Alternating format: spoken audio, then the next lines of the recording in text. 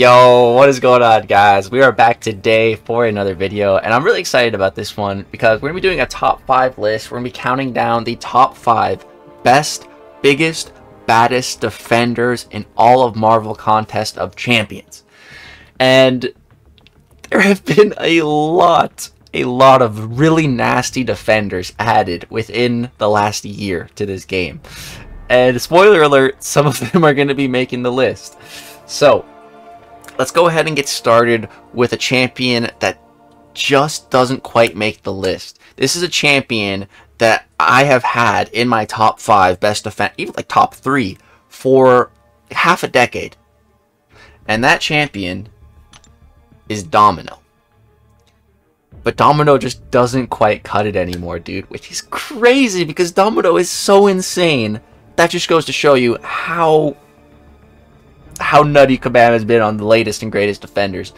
Domino's been pushed out of my top 5. She just doesn't cut it anymore. She's still an absolute menace, but more and more and more counters come out to her every single year.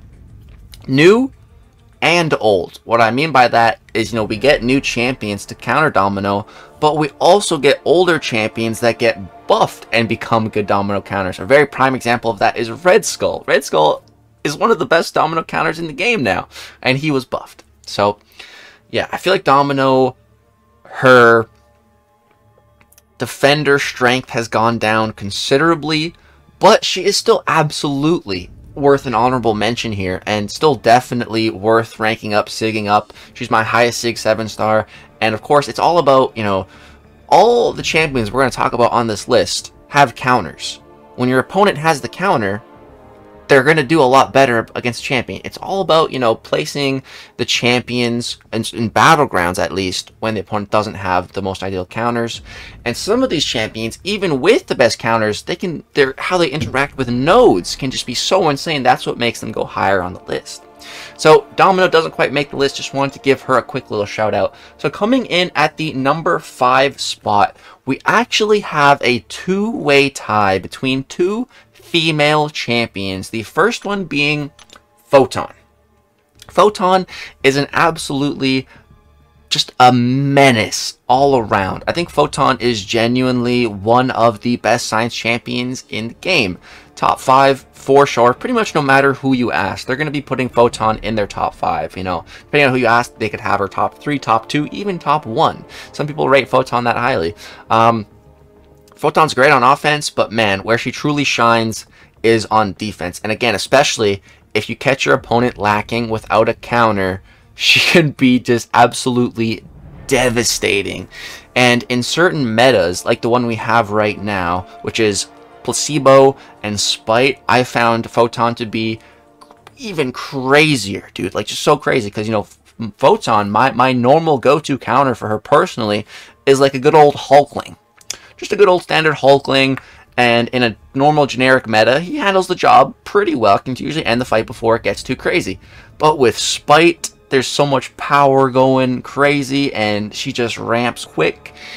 And before you know it, she's in her Pure Light form, and she's throwing specials that are going to deal a lot of damage to you.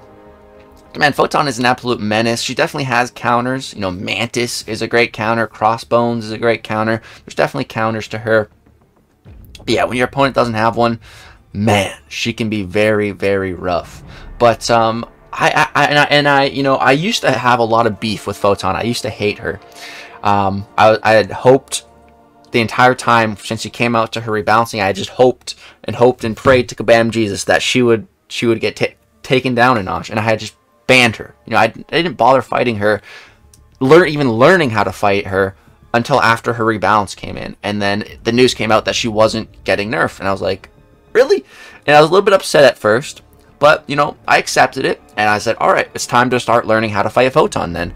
And then once I did learn, it made sense. I'm like, okay, I completely understand why she wasn't rebalanced. I don't think she's overtuned that much, maybe a teeny tiny bit, but it's not bad. She totally play aroundable. Once I fully understood how to fight Photon, I actually started to enjoy her a lot more. I actually am a pretty big fan of Photon now. I like her. I have her up at rank 3. I'm actually going to be feeding her all of my Science 6 tones now going forward. Going to get her up to like Sig 180 eventually. I actually like her. I've been using her on attack more and more, and I've really been having a good time. I like Photon. She's still absolutely a menace, though. She absolutely still kicks my butt sometimes. Cannot deny that. I have definitely been caught lacking without a counter and been wrecked a few times. So, Photon coming in at a tie in that number 5 spot. She's definitely play-aroundable. I think she's a pretty fair defender. Now, our other champion that we're going to mention is a little bit less fair, I would say, and that is Enchantress. So this might surprise some people that Enchantress is only number 5 on this list. However, or maybe it's a surprise that she's tied with Photon. The way I see it is Photon is definitely a bigger menace when it comes to Battlegrounds defense, and Enchantress is a much bigger menace when it comes to Alliance War defense. That's the way I look at these two champions. But all in all, I feel like they're around the same level. I rate them around the same currently. However, 1 year from now, like 2025, if I was to come revisit this topic, I can already see Enchantress going up higher on the list. I think Enchantress, the way I see her, and I think a lot of people see her right now, is it's either you nuke her and the fight goes really well, goes really fast, or she just destroys you. And the biggest thing about Enchantress, there's two. There's two or three really big things. One of the things that I hate about her the most is, so she has an ability where she doesn't throw her special 2 until she's thrown a certain amount of special 1s. She just, like you can push her to special 2, start of the fight, and her power will not be orange, as if she has 2 bars. It will just retain green. But if you push her to 3 bars, it'll go red, and she can certainly special 3 you. And in a lot of cases, it's just better to take a special 3 than bait her special 1, because her special 1 will apply all these random effects and will give her, any one of 3, or it could be all 3 of them, these different effects that you need to punish in a certain way. It's either you have to intercept her, you have to punish her heavy attack, or you have to knock her down. So, you could get lucky and it could just be 3 of the knockdown ones, and then boom, heavy, knockdown, done. Or you could get super unlucky and you can get 1 of each, and then she can also get a crazy effect like she's untouchable. So while you're trying to punish her heavy attack, you hit into her and you miss. Or you're trying to intercept her and when she dashes, she's unstoppable. So that can be annoying. But truly, where the real defensive potential lies is not in her actual abilities, but how those abilities will interact with nodes. And this has been abundantly clear in Alliance War. That's why I said Enchantress is such a menace in Alliance War, because there's so many nodes that can be so crazy for her, and one of them is the heavy hitter node. So the heavy hitter node, whenever the defender charges a heavy attack, they are passively unstoppable. So that makes it a heck of a time to try to punish her heavy while she has that unstoppable from the node. So yeah, Enchantress, man, she's just crazy. And so all of that is a lot already, but the biggest and most annoying thing about Enchantress is actually nothing that's listed in her abilities. It's actually just the coding behind her AI itself. Some champions, their AI is coded a specific way to do specific things different from other champions. A prime example of this is, Mordo. Mordo was released 2016 or 2017, and even back then I immediately noticed his AI is coded differently. What I mean by that is, as soon as he gets his power gain, he turtles up, he becomes defensive. Like at the time, there's no other champions that did that. I'm like, why is his AI different than everyone else's? And that's when I started to understand that, okay, some champions can just have their AI coded differently. And Enchantress just takes this to a ridiculous step, which is she will throw her special 1 whenever she wants. You can be playing absolutely perfectly, ending your combo, blocking early, which is supposed to prevent the AI from throwing their special attack. The whole thing of baiting specials is trying to leave your guard down so the AI thinks, oh, I can catch them with my special attack. That's the entire art of baiting specials. And the opposite of that art is, preventing the opponent from throwing specials. Even if you do that style perfectly, guess what? Enchantress will still throw her specials if she feels like it. And there's pretty much nothing you can do about it. And it just sucks. It's super annoying. So for all those reasons, that's Enchantress, man. She is crazy. So it like, when you fight her, you can do the exact same fight. You can get a good AI. You can nuke her in 30 seconds. Or you can get a bad AI. The fight can go over a minute, and it can just be a hell of a time. It all depends. It really all depends. Which makes her, you know, kind of similar to Domino in that it's like some RNG when you go into fighting her. Which just adds to that defensive threat. So I was being more reserving with Enchantress's placement on this list, staying at number 5 tied with Photon because it can be so polarizing whether you just nuke her or things get out of hand. But that is Photon and Enchantress tied for that number 5 spot, both making the list of the top 5 best, biggest, baddest defenders in game. Alright, coming in at the number 4 spot, we have actually a personal favorite of mine, and that is Maestro. So, dude, Maestro, God, I love this guy. So, what separates Maestro from every other champion on this list is one thing, and that is his health pool. Maestro has the biggest health pool out of all these champions. Spoiler alert, Sasquatch is not on the list. Sasquatch does have a bigger health pool. But, you know, he's more of a just elongated fight. He's not that difficult to fight. Maestro is more of a double-edged blade in that he has a massive health pool. He takes a while to fight. And he's also can be very, very annoying. You know, even with some of the best counters, Cosmic Ghost Rider, Juggernaut, if you make a teeny tiny mistake and he gets his glancing buff, you've screwed up the whole fight. And now you have to wait like 40 seconds. And you're just going to have a bad time. So, you know, Maestro definitely has counters. He definitely can be taken down quickly. But I've seen a lot. I've seen a lot of people, and I've done it myself. It's very easy to mess up. It's very easy to just accidentally let one of those glancing buffs slip through, and then he just becomes so annoying because his glancing is a 100% glance. Your basic attacks will do nothing. They are just forced to glance. Your special attacks can still work though. But yeah, that glancing is just insane. And as the fight builds, it just continues to build more. He gets the glancing, then he gets the pierce, then he gets the cosmic radiation. The cosmic radiation, just when you're near him, you just start taking damage. It's like just an aura of damage that you're taking. So, Maestro, man. Plus, you know, he's Maestro. The original big baddie of the contest. You know, I'm so happy that we got a playable Maestro and that he is somewhat meta relevant. You know, he's definitely primarily a defender, but I'm totally okay with that. Just so happy that we got him, and I love the way that we got him. You know, you have to 100% the Necropolis to earn this guy.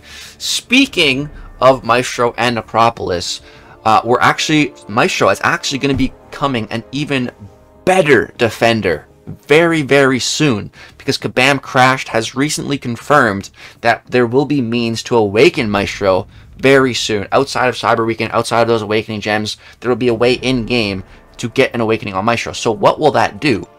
I've said before that it's going to make him a better attacker, which is totally true, but there are 2 bullet points to Maestro's signature ability. The first part, making him a better attacker, but the second part, making him an even better defender.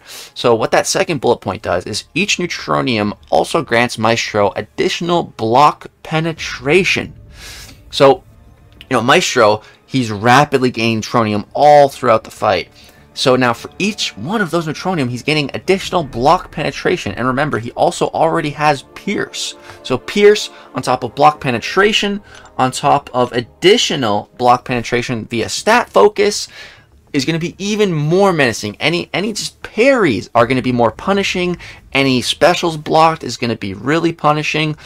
Plus, he also will root you. So if you're not going to bang those specials, you'll take that block damage. So Maestro is actually only going to become an even greater defensive threat soon enough once we can awaken him. But even unduped, this guy has easily stood the test of time since he came out in Battlegrounds.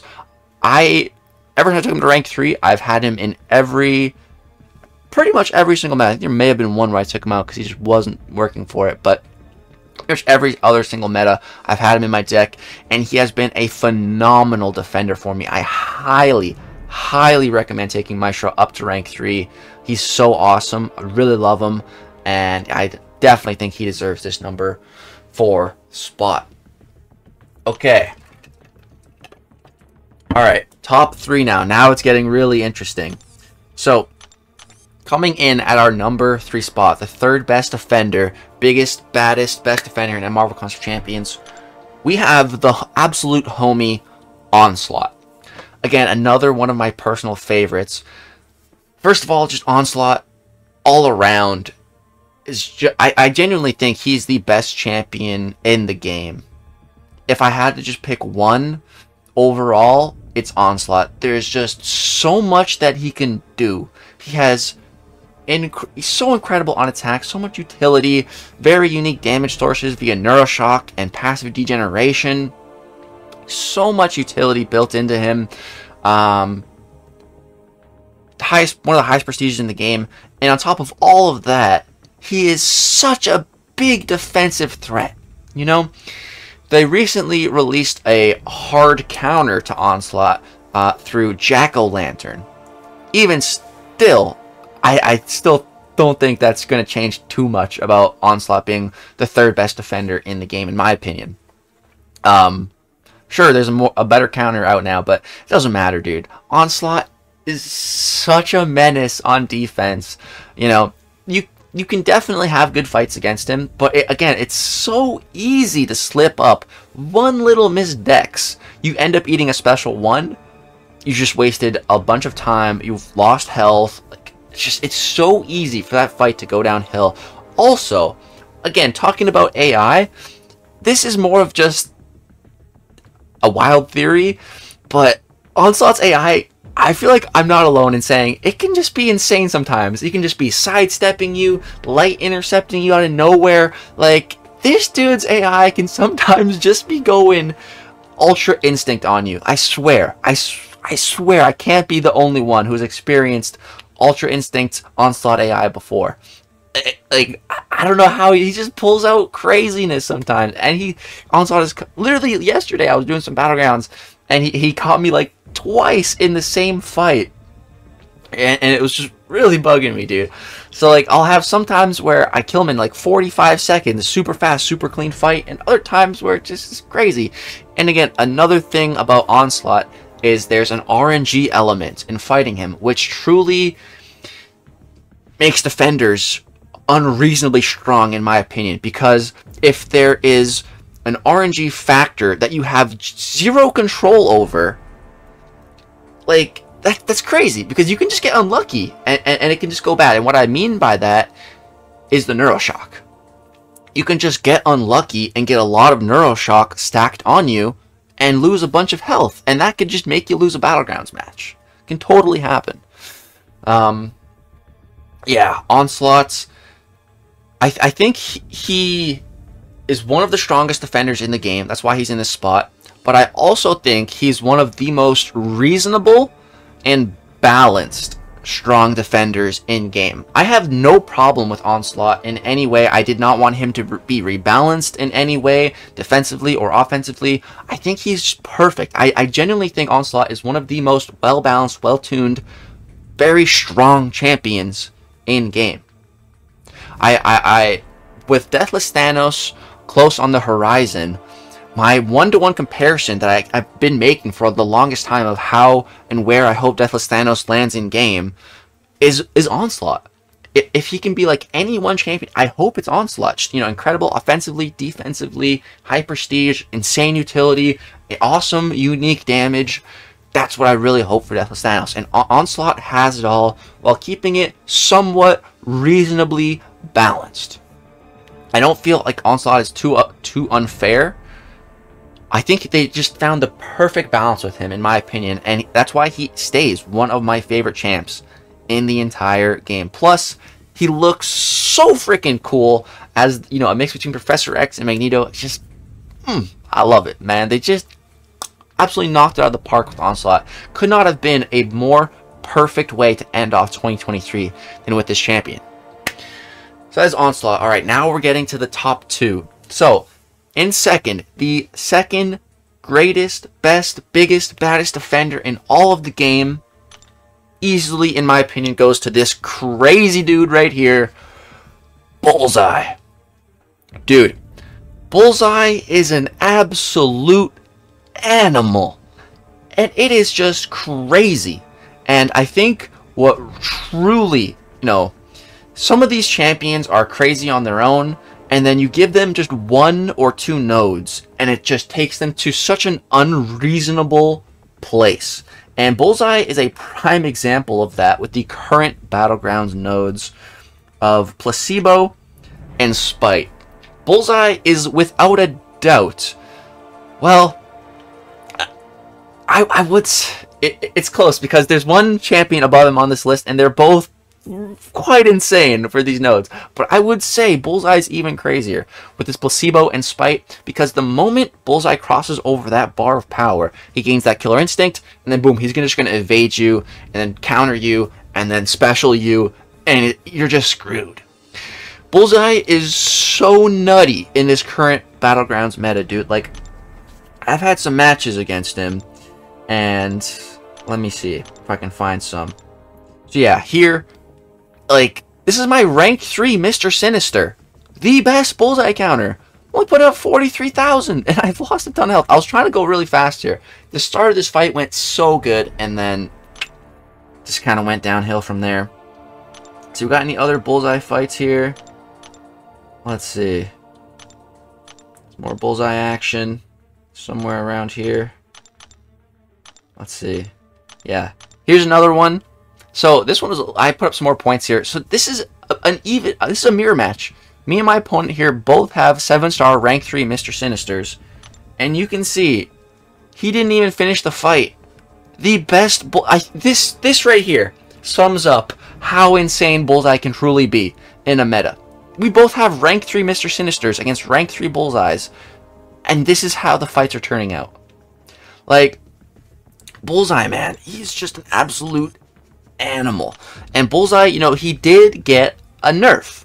He did get a defensive nerf when it came to his rebalancing, and I think they handled it extremely well. Bullseye was already so crazy. He had some counters though, and they decided to still make one change in his kit to make him more fair and balanced, which was taking out the bleed damage for just dexing his regular attacks, which I thought was so stupid. You're dexing, you're avoiding his attack. Why the hell am I taking bleed damage? He never misses. Don't give me that BS. No, I'm avoiding his attack. There's a difference between not missing and your opponent getting out of the way of the attack. There's a big difference. So I'm so happy that was changed. And the reason why I'm most happy is because it also allowed for a brand new counter to be born, which is Stark Enhanced Spider-Man, my favorite champion in the entire game. That's besides the point. But anyways, yeah, Bullseye, man, he's just so crazy. He definitely does have counters. There's what I like about Bullseye is there's different ways to go about countering. If you want to bring in, just a bleed immune or someone who counters evade. Of course, you want to bring in someone who can ideally do both, or someone like Mr. Sinister, who's just going to heal from all the critical damage, who is also bleed immune, has no way to counter the evade, but has, a unique way to fight him. I like Bullseye. I took him to rank 3. I think he's arguably the best skill 7-star in the game currently. Arguably.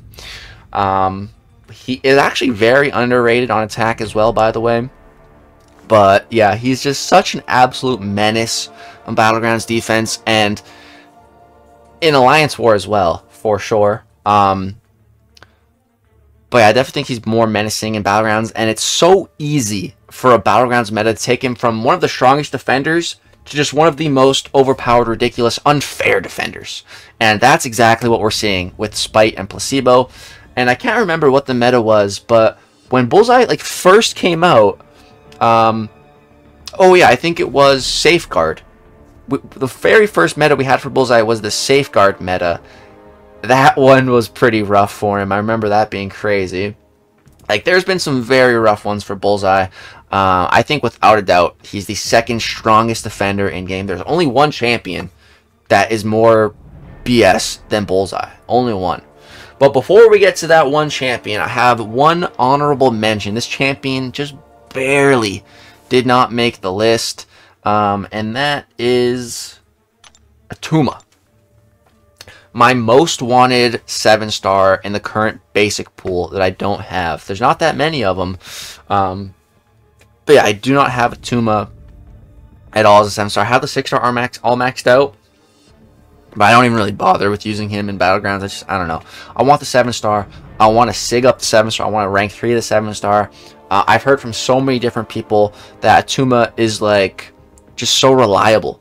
Such a tried and true defender for them. They'll auto draft him. They'll pretty much always put him down, and he just always brings home results. I've heard that from a few different people, and from what I've seen, it absolutely seems to be true, which is why Attuma is my most wanted 7-star right now. Really hoping to secure him on Cyber Weekend. But, yeah, honorable mention. Just barely did not make the list. And then we have our #1 biggest, baddest defender in all of Marvel Contest of Champions. And, of course, we all know it's Korg. Just kidding. Shout out to Korg, man. He used to be a menace. But, of course, it's Serpent. Serpent, the most overtuned, overpowered champion maybe ever. Like, I made an entire rant. I made an entire so much to try to change the rebalancing decision made for this guy. Not a single change was made to Serpent for his rebalancing. And he's even more overtuned than Bullseye, in my opinion, and in, I would say, the majority of the community's opinion. A lot of people agreed with me.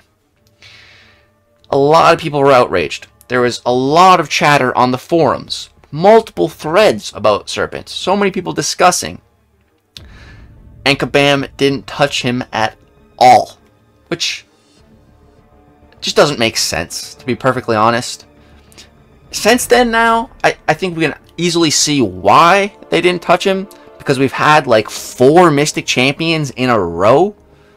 And they definitely counter, some of them counter Serpent in some way. Spiral is kind of built to be a Serpent counter. But I don't care if you're going to start releasing more counters. Fix the champion, rebalance him. It's the way he should have been.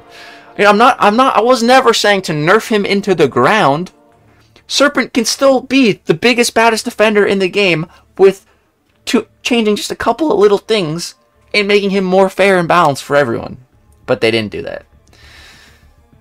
So what makes Serpent so crazy? You know, well, he has an absolute laundry list, a literal laundry list of abilities that other champions could only dream of having, you know?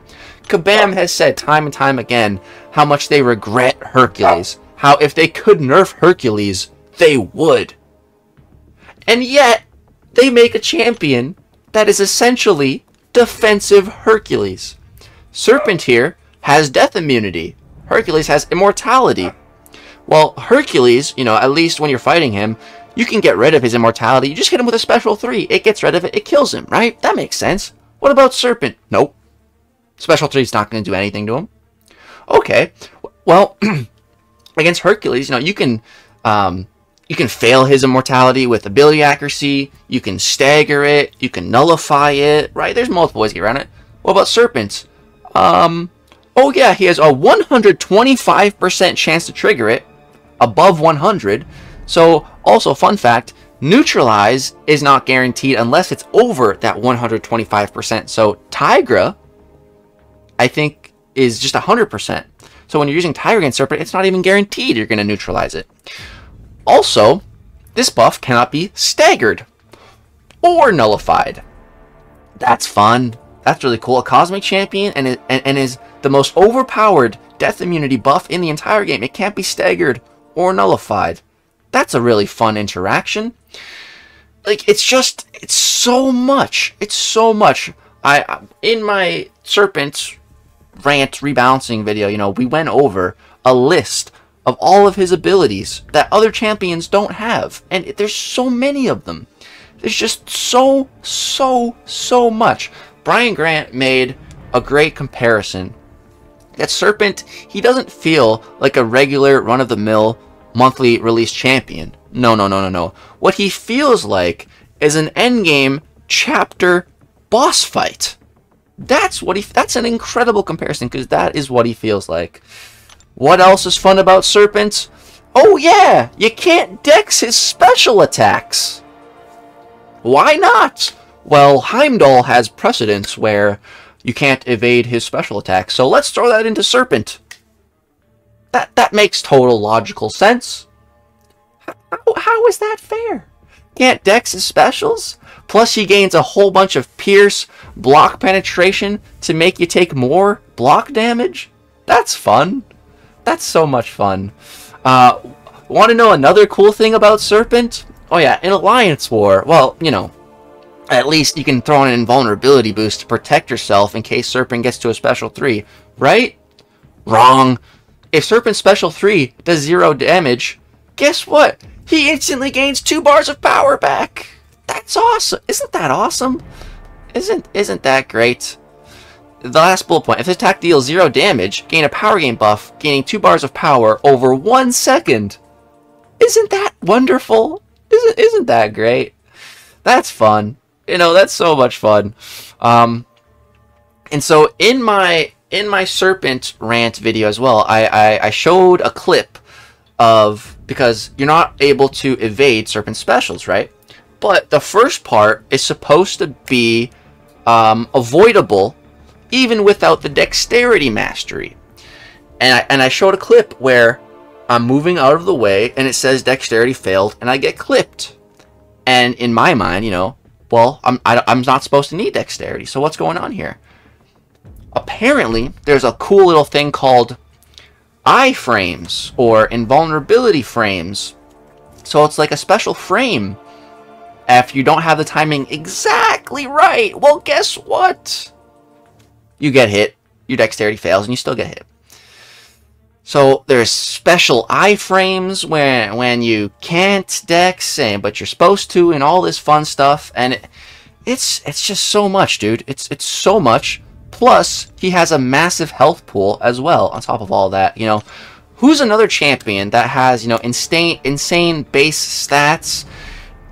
Dr. Doom. Dr. Doom had some insane base stats, but to make him balanced, he just had a middle run-of-the-mill health pool. Not Serpent. Big fat health pool. Which is even more fun because his death immunity, you know, when you kill him at the end of the fight, not only does he gain an absurd amount of instant power gain coming from the buff that cannot be nullified or staggered, he also gains a bunch of regeneration. So he's going to heal up with that massive health pool. He's going to heal like back a full quarter of his health after you kill him. So that's fun. So not only do you need someone who can control his power, you also need someone who can control his healing. Like, also, another really fun thing that Serpent does is you can't control his power. Well, you can, but you have to be in the Mystic class. Otherwise, your power control abilities are just cut in half. It's like, there's just so much to Serpent. I've never seen a more overtuned champion ever in this game that is playable. And yet, here he stands, large and in charge. And there have been countless, literally countless metas that just make Serpent so ridiculous. There was an extend meta where all buffs duration is increased by 150%. So his death immunity buff here that lasts 8 seconds. 8 seconds of not being able to kill him. 8 seconds of power gain. 8 seconds of regen. Oh yeah, guess what? That's increased by a 150%. So that takes it from 8 seconds to what? 24 seconds? Because 100% would be 16 seconds. Another 50% would be, or no, just 20 seconds. So that's like a 20-second death immunity. How is that okay? It's not. I'll tell you what, it's not. And again, the current meta, we have Spite. So we get spite power gain on top of Serpent's normal power gain. It's so much power gain. It's insane. It is insane, dude. So that's why Serpent, without a doubt, is the biggest, baddest, bestest, overtunedest defender in the game. And like, I can't see another champion dethroning him anytime soon. Yeah, that's Serpent. Man, he's crazy. He's crazy. So I would love to hear in the comment section, since quite a bit of time has now elapsed since Serpent's rebalancing, do you think Kabam made the right choice by not changing Serpent at all? Or do you still think they should have changed him a little bit? Again, I'm not saying nerf him into the ground. I'm fine with Serpent remaining the best, biggest, baddest defender of the game. But that doesn't mean he needs to be so unfair. You can just do a couple of teeny tiny tweaks to make him so much more fair. And that's all I wanted. And that's all a lot of other people wanted. Just a little bit. Like what they did with Bullseye. Bullseye is still set number 2 on the list. Still an incredible defender. Still getting me tons of wins. But he's so much more fair and balanced now. In my humble opinion. Yeah. Well, that's going to go ahead and wrap it up for this video. And, you know, one of my goals is to get all of the big bad defenders up at rank 3. Of course, I'm trying to build a really beefy, scary Battlegrounds deck. So, you know, we've done a pretty good job so far. We have, you know, Onslaught, we do have Bullseye, and we do have Photon and Maestro all up at rank 3. So what I'm missing is that Serpent. We're also missing Enchantress. So, you know, I do have both Serpent and Enchantress maxed out fully as 6-star champions that I picked up from some early access bundles.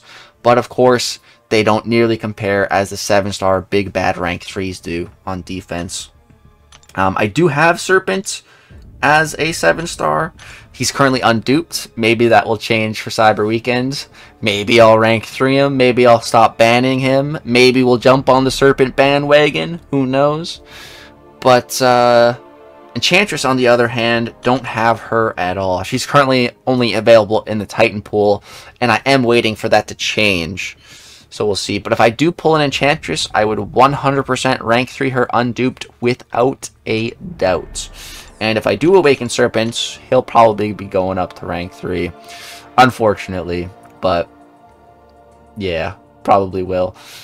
But yeah, guys, that is going to go ahead and wrap it up for this video. Let me know if you agree with my list, if you disagree. Who would you put up in here if you disagree?